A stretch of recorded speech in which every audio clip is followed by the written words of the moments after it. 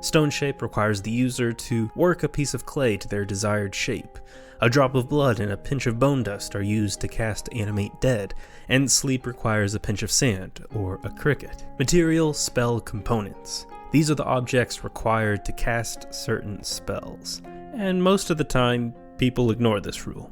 They carry around a component pouch and say that they have everything they need to cast their spells. This is a series where I'll be going through the most overlooked rules in D&D, some of the recommendations from the books that don't make it into a lot of people's campaigns. I'll be looking at the rules' intended purpose, why it's so often ignored, and explore how it could add value to your game. So I guess the first question for spell material components would actually be, well, why is this in the game?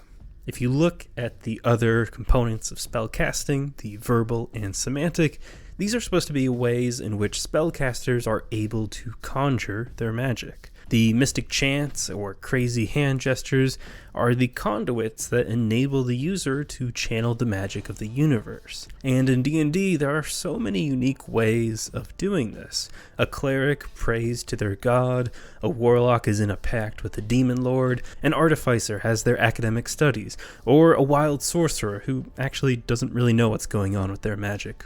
Materials are just another way that spellcasters are able to gain access to magic, and for everyone playing at the table, it's also a tool to help visualize and express a character's spellcasting. Unfortunately, the main fault of spell materials is that they slow the game down. To cast a spell, you need to check your spell list, then make sure you have spell slots, interpret the wording and effect of the spell, the range, the duration, casting time, is it an attack roll or saving throw? What am I rolling here? It's a lot. And for new players, material components are just another sheet you're going to have to reference when you're just trying to learn the game. D&D already has a steep learning curve and slow turn-based combat, so the spell material mechanic often falls to the wayside when learning the game. Materials are supposed to add depth and help paint a picture of spellcasting, but this is also the precise time in which the user's mind is being bombarded with information. It's no wonder material components get ignored. So is there a better way to use spell materials?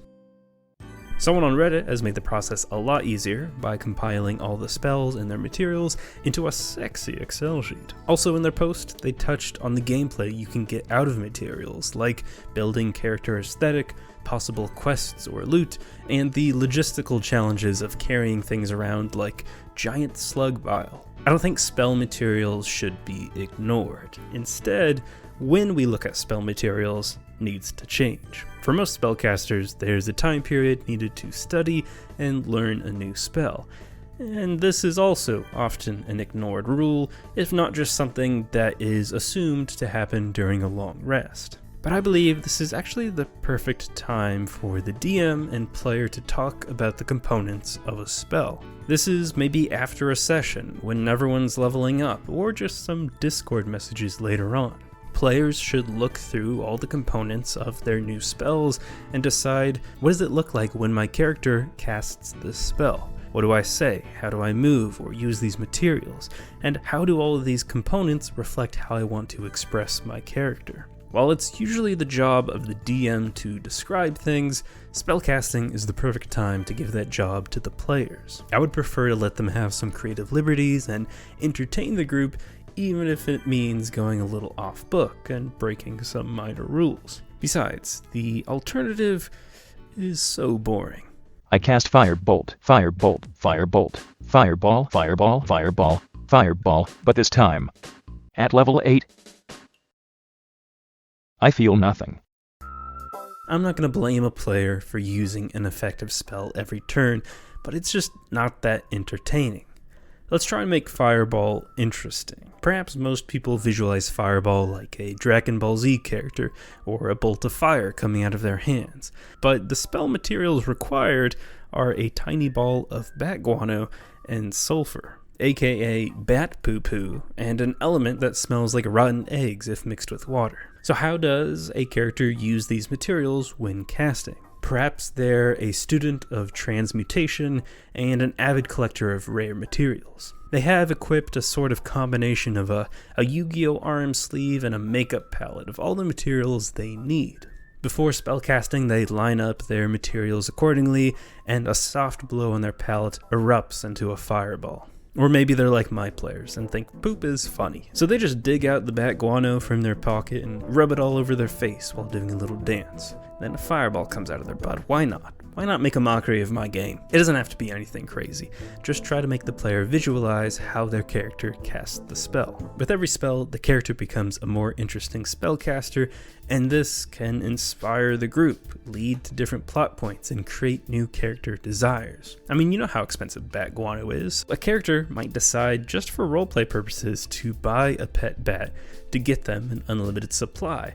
And now the group has a prized pet. It's not just a wizard casting spells, it's a badass firebender, or a rare earth collector, or some crazy bat guy covered in shit. And truth be told, when I'm DMing, I still don't see really a use for material components as a balancing game mechanic. I don't want my players having to collect components or check if they have them in battle or check off when they consume them. I'd rather just say that they have everything they need and get straight to the action that they're describing. My method does involve a bit of out-of-game homework, but paying attention to the components of the spells and doing some character building outside of the game can really help spark creativity and give players a lane to express themselves. Now, with this said, if you do want to delve into more complex territory, another use for materials, something a bit homebrew-y, I have a twist on materials, something I like to call dynamic spells. Let's say your player seems to be using the same spell quite a bit often. Well, next time they get loot, maybe they find an arcana scroll and a small vial of reflective liquid inside. And after an hour of studying the text, they learn that by using the provided vial of mercury, they can actually alter their fireball spellcasting to create a bigger blast radius. The standard materials for the spells still apply, but past and present magical scholars have discovered ways to alter those spells by adding certain material components. You can prep a whole cookbook on materials and their effects on some of your players' favorite spells. Moonstone turns the flame colors blue. Adding crushed fairy wings allows you to control fireballs around corners or over some cover. I really like dynamic spells because they turn material spell components from a required or ignored nuisance into an advantage and a form of loot for spellcasters. Now, it is a scarce resource, and I imagine that it would be consumed when you cast the spell, so they will have to keep track of it, which can slow down the game a bit. But this also gives players options and adds more strategy to combat. There's no point in wasting your dragon scale on some grunts. You should save it for the big boss. Just, as the DM, you want to make sure to watch the power level of these adjustments on what are already often strong spells. You can have the materials work on only one specific spell, or you can have broader categories like all ranged attack spells. Just do your homework and make sure players can't abuse the effect. The key is to balance the rarity of the material to the power level of the effect. If there's an overpowered effect that's a one-of-one material that the player will never find again, it does make it that much more special. I think in the case of this homebrew mechanic, less is definitely more. I have to shout out Apple Sorcerer for their Reddit post and the Excel sheet they made that compiles all the materials.